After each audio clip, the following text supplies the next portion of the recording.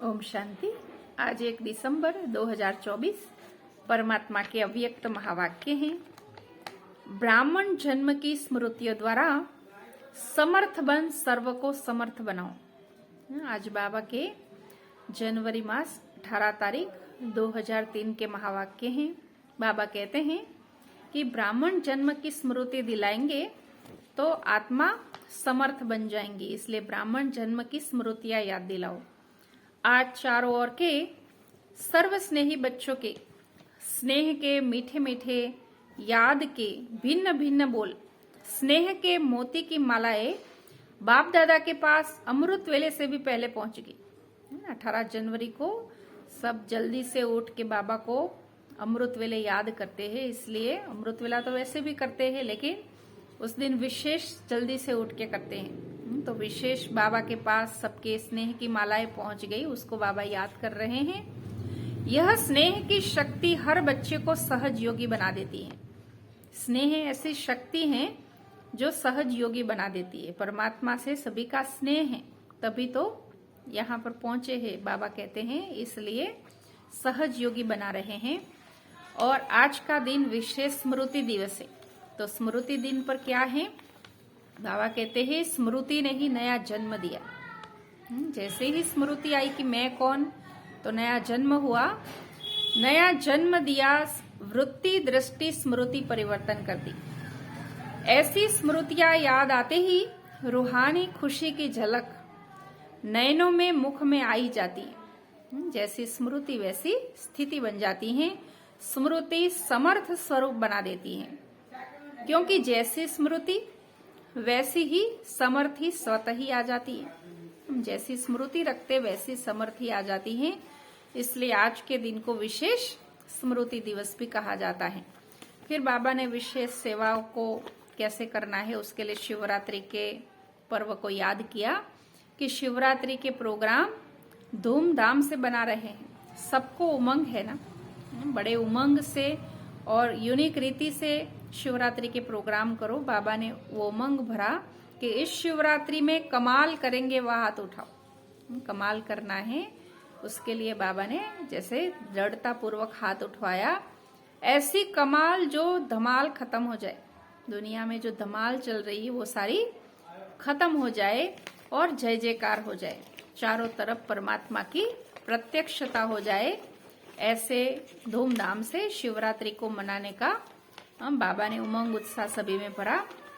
फिर बाबा ने विशेष अमृत वेले को याद करके कहा, अमृत वेले मेजॉरिटी का याद और ईश्वरीय प्राप्तियों का नशा बहुत अच्छा रहता है, लेकिन कर्म योगी की स्टेज में जो अमृत वेले का नशा है उसमें अंतर पड़ जाता है। अमृत वेले नशा अच्छा रहता है, लेकिन जब कर्म योगी की स्टेज पर आते हैं तब उसमें अंतर पड़ जाता है। उसका कारण क्या है? कर्म करते सोल कॉन्शियस और कर्म कॉन्शियस दोनों रहता है ना, सिर्फ सोल कॉन्शियस नहीं रहता, कर्म में भी कॉन्शियसनेस आ जाता है। तो अपने को करण करावनहार को याद रख करके करावनहार शक्तिशाली आत्मा हो यह समझकर कार्य करो। बाबा ने उसका उपाय भी बताया कि जैसे हम अपने को करावनहार शक्तिशाली आत्मा हो ऐसा अनुभव करेंगे तो वो स्थिति रहेंगी हमारी। जैसे बाबा का उन्होंने अपना अनुभव बताया कि जैसे ब्रह्मा बाप ने क्या किया, एक डायरी रखी ना, डायरी में एक ही शब्द लिखा था, मैं भी आत्मा, जशोदा भी आत्मा, ये भी आत्मा, वो भी आत्मा, सबका ऐसे अभ्यास किया, नाम लिख लिख करके अभ्यास किया बाबा ने कि ये भी आत्मा है, ये भी आत्मा है। तो हमें भी क्या करना है? आत्मा का ऐसे अभ्यास करना है। और अभ्यास कैसे करना है? बहुत काल का अभ्यास होना चाहिए। इसलिए बाबा ने कहा कि बहुत काल शब्द को बाबा अंडरलाइन करा रहे हैं। बहुत काल का अभ्यास होना चाहिए। क्या भी हो, सारे दिन में साक्षीपन की स्टेज का, करावनहार की स्टेज का और शरीरीपन की स्टेज का अनुभव बार बार करो। जब अंत मते फरिश्ता सो देवता निश्चित है, तब बन सकेंगे। ऐसा अभ्यास बार बार होगा, तब अंत में ऐसी स्थिति बन जाएंगी और जब ऐसी स्थिति बन जाएंगी तो बाबा कहते हैं सब हद के किनारे, चाहे संकल्प, चाहे बोल, चाहे कर्म, संबंध, संपर्क, कोई भी हद का किनारा अपने मन की नैया को इस हद के किनारों से मुक्त कर दो। ये सब किनारों से मुक्त तभी हो सकेंगे जब अशरीर स्थिति का बहुत काल का अभ्यास होगा। अभी से जीवन में रहते मुक्त, ऐसे जीवन मुक्ति का अलौकिक अनुभव बहुत काल से करो। बहुत काल से ये अभ्यास होगा तो ऐसे अनुभव कर सकेंगे।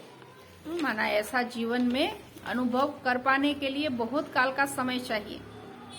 फिर बाबा के सामने डबल फॉरेनर्स थे 35 देशों के, तो बाबा ने कहा कि सिर्फ 35 देशों के लोगों को ही मैं नहीं देख रहा हूँ, बल्कि जो नहीं है उनको भी बाबा देख रहा है। फिर दादी जी से मिलन मनाया बाबा ने, ईशु दादी से भी मिलन मनाया और सभी को अंत में याद प्यार देते हुए बाबा ने विशेष आज वरदान दिया है, सर्व संबंधों से एक बाप को अपना साथी बनाने वाले सहज पुरुषार्थी भव। परमात्मा को सर्व संबंधों से अपना साथी बना लो तो सहज पुरुषार्थ हो ही जाए। बाप स्वयं सर्व संबंधों से साथ निभाने की ऑफर करते हैं। जैसा समय वैसे संबंध से बाप के साथ रहो और साथी बनाओ। जहां सदा साथ भी है और साथी भी है, वहां कोई मुश्किल हो ही नहीं सकता। जब कभी अपने को अकेला अनुभव करो तो उस समय बाप को बिंदु रूप में याद नहीं करो, है ना। बिंदी दिखाई नहीं देती है इसलिए निराश हो जाते हैं। इसलिए बाबा कहते हैं अकेला समझो, तब बिंदु रूप में याद नहीं करो। प्राप्तियों की लिस्ट सामने लाओ। भिन्न भिन्न समय के रमणीक अनुभव की कहानियां स्मृति में लाओ।